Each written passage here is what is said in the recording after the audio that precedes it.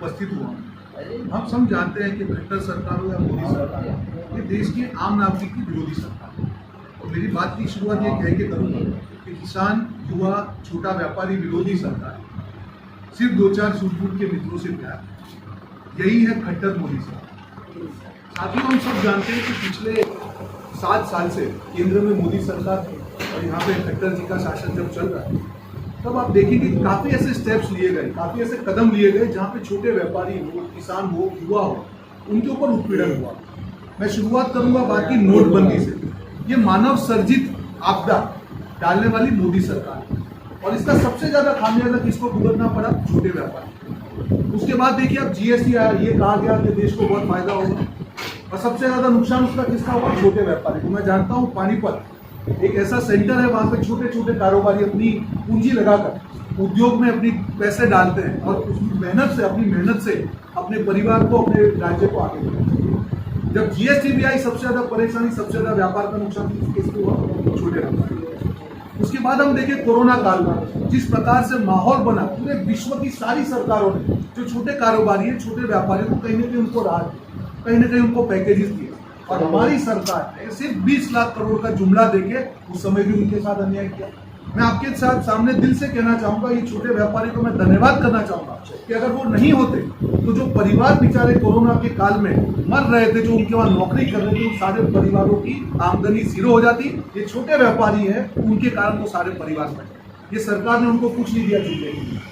साथियों, हम सब सोचते हैं कि बार बार ये गलतियां क्यों हो रही है? ये गलतियां नहीं, ये संयोग नहीं है साथियों, ये मोदी सरकार का और खट्टर सरकार का हमारे छोटे व्यापारी, हमारे किसान, हमारे युवाओं के साथ प्रयोग है। ये क्यों हो रहा है?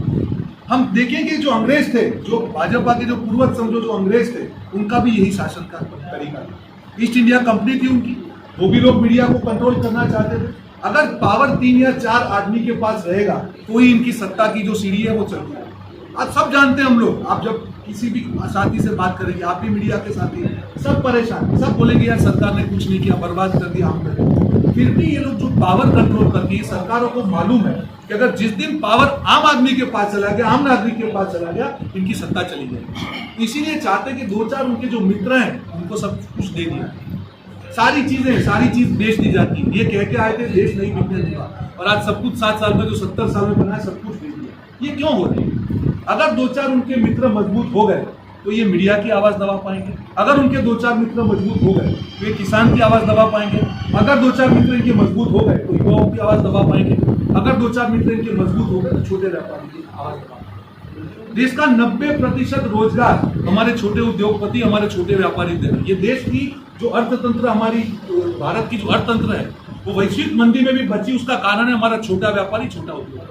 और ये चाहते हैं कि ये पावर जो है इनके हाथ से चल के 2-4 मित्रों के हाथ में चले जाए, जिससे ये लोग कंट्रोल कर पाए, और कितना भी उत्पीड़न करे, कितना भी अत्याचार करे, इनकी सत्ता की जो सीढ़ी है उनके हाथ से ना।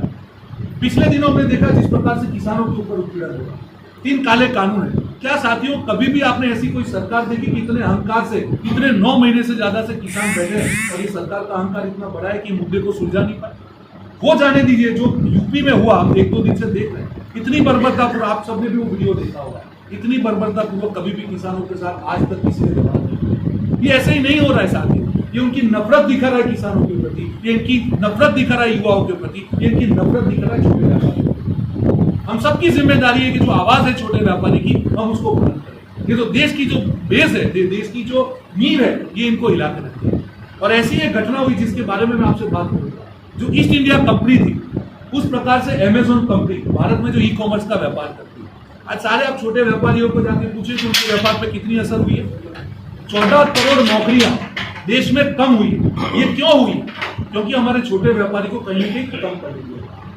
अभी एक रिपोर्ट आया कि अमेज़न कंपनी ने अपने 2 साल के कार्यकाल में 5000 करोड़ से ज्यादा की लीगल फीस रिश्वत के तौर पे बांटी। आज देश के सामने, मीडिया के सामने मैं कहना चाहूंगा, सवाल पूछना चाहूंगा कि देश के अगर कानून मंत्रालय का बजट 1100 करोड़ है साल का, तो इतना पैसा उन्होंने दिया किसको? आज उनको जो परमिशन मिल रही है ई कॉमर्स की, हमने देखा कोरोना काल में भी उनको बहुत जल्दी परमिशन दे दी, कहां से हुआ? इतनी बड़ी रिश्वत किनको दी? आज देश की जनता उनको पूछ रही है, क्या जवाब है उनके पास? अमेज़न जैसी कंपनी जिसको हमने नहीं कहा, उनके जो RSS उन्होंने कहा कि ये तो ईस्ट इंडिया कंपनी है, तो ये ईस्ट इंडिया अगर कंपनी है तो भाजपा सरकार क्या हुई, अंग्रेज हुई कि नहीं?